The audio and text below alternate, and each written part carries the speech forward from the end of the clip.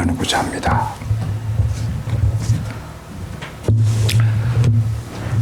이스라엘 백성들이 애굽을 떠나서 광야를 지나고 있습니다. 근데 광야는 메마르고 공기는 건조하고 길은 험하고 먹을 양식과 물이 없어서 참 괴로운 광야의 행군을 하고 있는 것이었습니다. 그렇게 광야길로 행한 지 2개월이 되던 차에 이스라엘 백성들이 갑자기 원치 않는 전쟁을 치르게 되었습니다. 뱀처럼 교활한 아말렉이 비겁하게 이스라엘을 아주 강교하게 비겁하게 비열하게 뒤에서 급습을 했습니다. 이 아말렉은 가나안 남쪽의 사막 지역에 살면서 산적처럼 출몰하던 유목 민족이었습니다. 이때부터 이스라엘 민족과는 오랜 세월 동안 아주 악연을 이제 맺게 된 것이죠. 그래서 오늘 본문에서는 왜 전쟁이 일어나고 어떻게 해서 갑자기 이스라엘이 아말렉과 싸우게 되었는지에 대해서는 말하고 있지 않는데 신명기의 말씀을 통해서 어느 정도 이 전쟁의 발단의 배경을 알 수가 있습니다. 모세가 회상한 내용입니다. 너희는 애굽에서 나올 때 아말렉이 내게 행한 일을 기억하라. 곧 그들이 길에서 너희를 만나 내가 피곤할 때에 내 뒤에 떨어진 약한 자들을 쳤고 하나님을 두려워하지 아니하였느니라. 이스라엘 백성들이 광야에서 행군하면서 음식도 많이 떨어지고 물도 없어서 아주 힘든 광야 생활을 할 때 아말렉이 뒤에서 기습 공격을 한 것입니다. 잘 훈련되고 그곳에서 준비하고 있었던 최신 무기로 무장한 아말렉은 안 그래도 힘들어하고 있는 이스라엘 백성들인데 그들을 그렇게 공격을 해왔기 때문에 잘못하면 전멸할 수 있는 절망적인 상황입니다. 이때 모세가 여호수아에게 아말렉과 싸우도록 명령했습니다. 그리고 다음 날 모세는 아론과 훌과 함께 산 꼭대기에 올라가서 기도를 하는 것입니다. 그렇게 해서 기도를 하는데 모세가 손을 들면 이스라엘이 이기고 모세가 손을 내리면 아말렉이 이기는 것이었습니다. 그래서 이 아론과 훌이 모세의 양손을 각각 붙들어 올려 해가 지도록 기도하자 마침내 아말렉을 물리치고 이스라엘이 승리했습니다. 제가 나중에 이건 따로 설명을 해드릴게요. 우리의 신앙생활은 사실은 우리의 대적, 우리의 원수 마귀와 싸움을 하는 것입니다. 이 원수 마귀와 싸울 때 우리가 기도하면 하나님의 능력이 임하여서 마귀의 진을 물리치면서 우리가 우리의 생활에서 놀라운 승리의 생활을 할 수가 있습니다. 근데 기도를 하지 않으면 마귀의 공격을 받게 되어서 우리는 아주 힘든 인생살이를 살아갈 수밖에 없습니다. 예를 들어서 기도하지 않고 우리는 일상생활에서 뭔가를 해야겠다고 꼭 마음을 먹습니다. 내가 이번에는 이것을 꼭 하고야 말겠다 다짐을 하고 이를 갈고 이빨을 다물고 이제 그렇게 하려고 그러는데 막상 그 일을 하려고 할 때 갑자기 하기가 싫어집니다. 그래서 아이고 다음에 하지 이번은 아니야 지금은 아니야.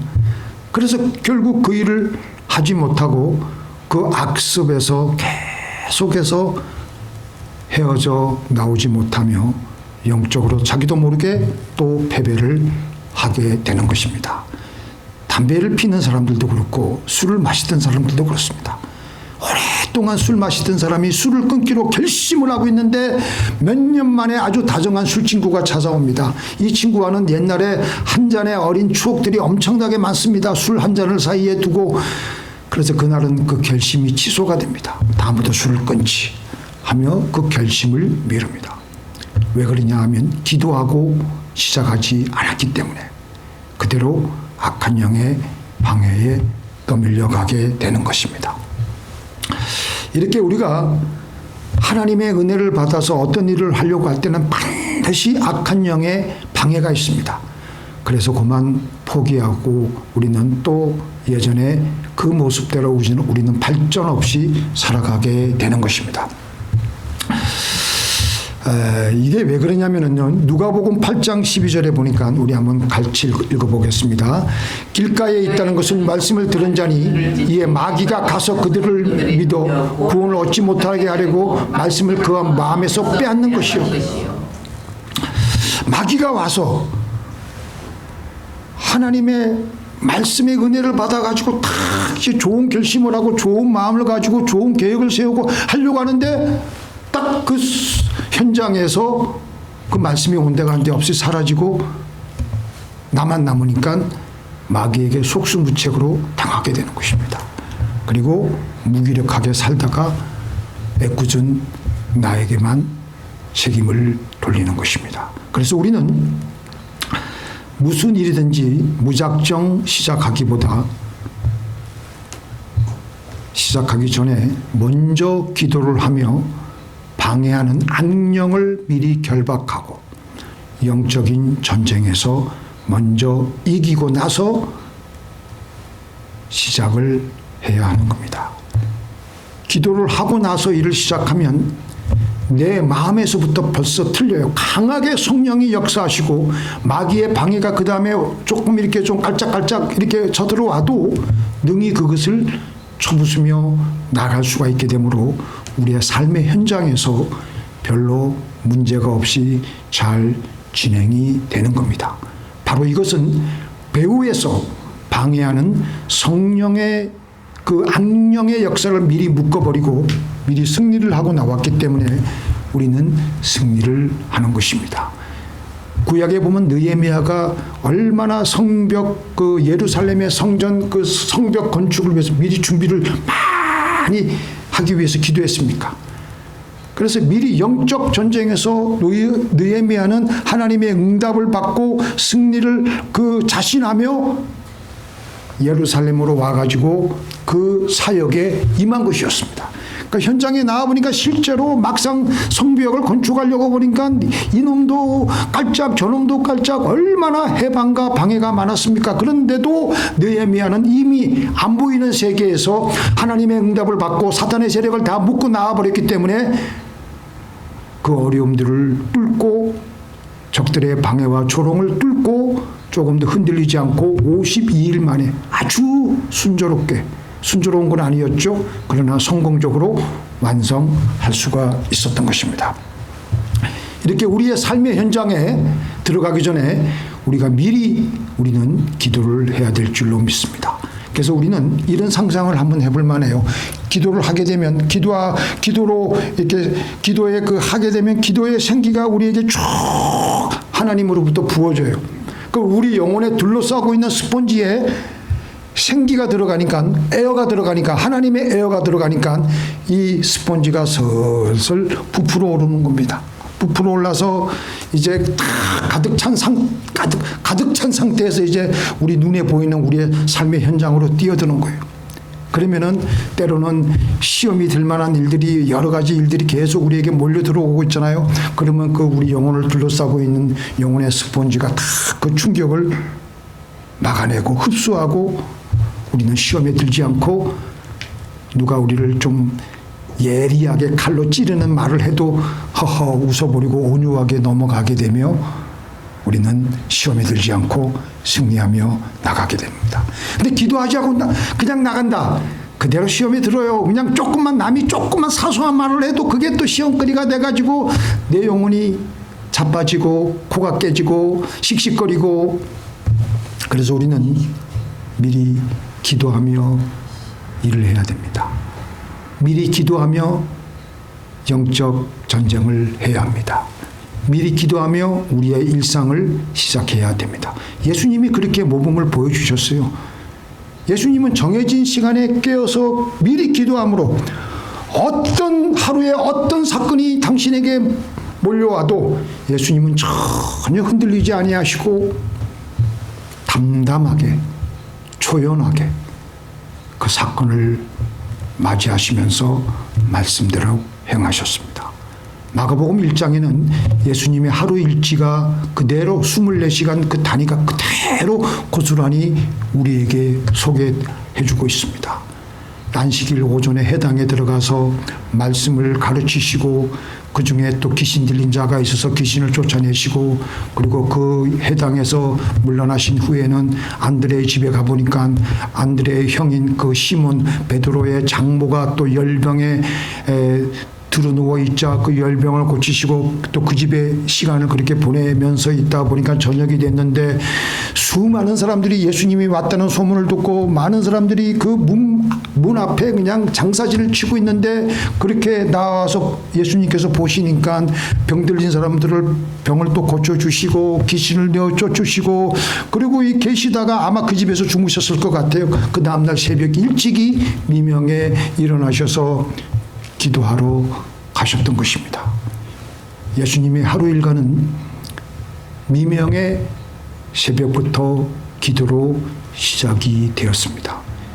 예수님은 기도하며 그날 하루 일과를 미리 영적인 전쟁터에서 승리하고 나오셨고 그래서 승리하고 나오셨기에 하나님의 능력으로 가는 곳마다 병을 고치셨고 귀신을 내어 쫓으셨고 하나님의 나라를 계속해서 하신 것입니다.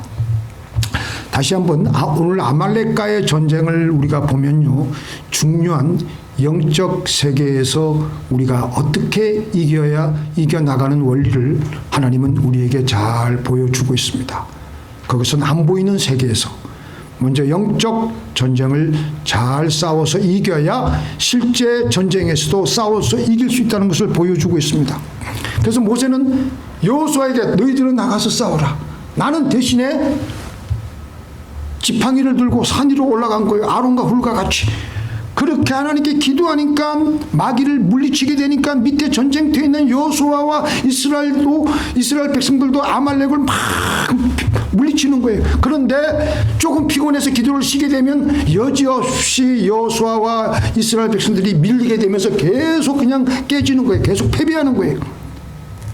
그래서 실제로 겉으로 드러나는 아말렉과의 싸움은 단순히 눈에 보이는 그림자일 뿐입니다. 우리는 어떤 사건이 우리에게 일어났을 때 우리는 영적으로 바라봐야 됩니다. 마귀가 우리를 늘 누리고 있는 것을 우리는 인식하여야 합니다. 기도를 쉬면 그 틈을 타가지고 마귀가 우리를 바로 넘어뜨리게 되고 우리는 아주 힘들게 살아가게 됩니다. 우리가 보는 이 현실 세계는 사실은 그림자예요. 나타난 현상일 뿐이고 실체는 우리의 배후에 이미 정해져 있습니다. 영적인 세계가 바로 그 실체입니다. 영적 세계에서 벌어진 일이 현실 속에서 나타나게 되어 있는 것입니다. 에베소서 6장 11절 12절 한번 같이 읽어볼까요? 시작. 마귀의 계계를 능히 대적하기 위하여 하나님의 전신갑주를 입어라. 우리의 씨름은 혈과 육에 대한 것이 아니요 정사와 권세와 이 어둠의 세상 주관자들과 하늘에 있는 악의 영들에게 대함이니라. 우리가 악의 이 영향력을 악한 영의 영향력을 인정하지 않고 이 싸움을 대수롭지 않게 여기면 그리고 이제 무작정 현실의 삶을 기도 없이 마주하게 되면 그래서 사실 오늘 이 말씀은요 기도로 미리 영적인 싸움에서 이기고 나가라는 겁니다. 근데 이걸 안 하고 그냥 무작정 현실의 그 삶에 뛰어들면 우리는 마귀에게 여기저기서 막 이유 없이 막 얻어맞는 거예요. 우리가 어디서 얻어맞는지도 몰라요. 그냥 캄캄한 어둠 속에서 여기서 한 방 저기서 한 방 그럼 계속 얻어맞고 영문도 모른 채 피투성이가 되어서 우리는 인생을 살아갈 수밖에 없는 것입니다. 우리의 이 싸움의 장소는 어디냐? 일반 전쟁이야, 뭐 지금이야 상가들 또는 도시 한복판에서 싸우지만 우리 영적인 싸움의 장소는 어디입니까? 우리의 생각, 우리의 마음, 우리의 감정, 우리의 입이 영적 전쟁의 대표적인 장소입니다. 기도를 많이 하게 되면 우리 영적 전쟁의 장소인 마음에서, 생각에서, 감정에서 점차적으로 마귀의 생각은 줄어들게 되고 하나님의 생각과 하나님의 그 마음이 내 생각을 지배하며 우리는 성령으로 충만해져서 승리를 하게 되는 것입니다. 우리 한번 요 말씀 읽어볼까요? 우리의 싸우는 병기는 육체에 속한 것이 아니요 오직 하나님 앞에서 경관진을 파하는 강력이라. 모든 이론을 파하며 하나님 아는 것을 대적하여 높아진 것을 다 파하고 모든 생각을 사로잡아 그리스도에게 복종케 하나님. 이 말씀은 참 가만히 자세히 우리가 들여다보면요, 사도 바울 자신이 기도하면서 벌어지고 있는 영적 전쟁의 실상을 설명해 주고 있는 거예요. 그러니까 기도하니까 사도 바울이 얼마나 많이 기도합니까? 무시로 기도한 사람이에요. 쉬지 않고 기도한 사람이에요. 그래서 그의 마음에서 일어나는 영적인 현상들이 이제 이렇게 일어나고 있는데 4절 먼저 보니까 우리의 맨 밑에 견고한 진을 파하는 강력이라. 강력으로 견고한 진을 먼저 우리가 깨부수는 겁니다. 이 강력은 뭐예요? 능력이거든요. 능력은 어떻게 하면 생겨요? 기도를 하면서 성령의 기름이 부어지면 이 강력이 생기는 거예요. 절대 이 강력은 저절로 생기지 않습니다. 우리의 입으로, 우리의 노력으로 생기는 게 아니에요. 하나님께 기도할 때 하나님이 그 은혜를 부어주시고 능력을 부어주셔야지만 이 강력이 생기는 겁니다. 이 강력이 없기 때문에 우리는 밤낮 얻어맞고 깨지고 질질질질 끌려다니는 거예요. 그래서 바울이 막 기도하니까 강력이 생기니까 하나님께 가까이 못 가게 하고 하나님을 대적하는 생각들을 관찰하여서 이런 생각들을 다 예수님의 피로 미리 그냥 싸워 이기는 거예요. 다 멸하고 명령에서 또 그냥 예수님의 이름으로 그런 생각들, 그런 그 안 좋은 그 마귀가 던져주는 생각들 있잖아요. 이런 건 우리 힘으로 할 수가 없으니까 예수님의 이름으로 명령을 해가지고 다 멸하고, 그리고 다른 헷갈리는 생각들, 아주 모호한 생각들 있잖아요. 그 뭐라 그래요? 모든 이론을 파하며 하나님 아는 것을 대적하여 높아진 것을 다 파하고. 자, 우리 그다음부터 같이 읽어볼게요. 모든 생각을 사로잡아 그리스도에게 복종케 하나니. 모든 생각을 예수님께로 데리고 와서 예수님께 복종시키는 거예요. 그러니까 미리 영적 전쟁에서 미리 이기고 나가라는 겁니다. 어떤 생각들은 우리가 알 수가 없어요. 그러나 이러고 저러고 한 생각들을 다 데리고 와서 예수님께 복종을 시키는 겁니다. 이게 바로 우리가 사도 바울이 아주 기가 막히게 그 기도의 그 삶, 기도의 아주 깊은 그 설명을 하고 있는 거예요. 우리가 기도할 때 그냥 기도하면 안 돼. 우리 안에 일어나고 있는 모든 생각들, 뭐 잡념들 다 좋아요. 그런 생각들을 다 예수님께로 데리고 오는 거예요. 그리고 아주 악령의 생각은 몰아내고 파하고, 강력으로 몰아내고 파하고. 우리는 이걸 제대로 하지 못하면 대인관계에서 많은 어려움을 겪으면서 나갈 수밖에 없습니다. 아무것도 아닌데 사람들이 나를 오해하고, 나도 저들을 또 오해하고, 그래서 가정이, 또 교회가, 직장이, 일반 모임에서 서로 마귀의 희생양이 되어버리며 우리는 마귀의 도구가 되어서 서로 오해하고 서로 물고 찢고 싸우고 하는 겁니다. 우리가 미리 기도하면서 나가면요, 영적으로 제 앞에 놓고 나가면 모든 인간관계가 하나님께서 그를 둘러싸고 있기 때문에 하나님께서 그를 보호하시고 주변 사람들도 오해할 것도 오해 안 하고 아주 순조롭게 인생을 살아갈 수가 있는 것입니다. 오늘 본문에서 우리가 이제 오늘 제가 다시 한번 말씀드리는데요. 아무리 기도가 좋다고 얘기해도 기도를 안 하니까 하나님께서 오늘 이 예화를 드셨는데요.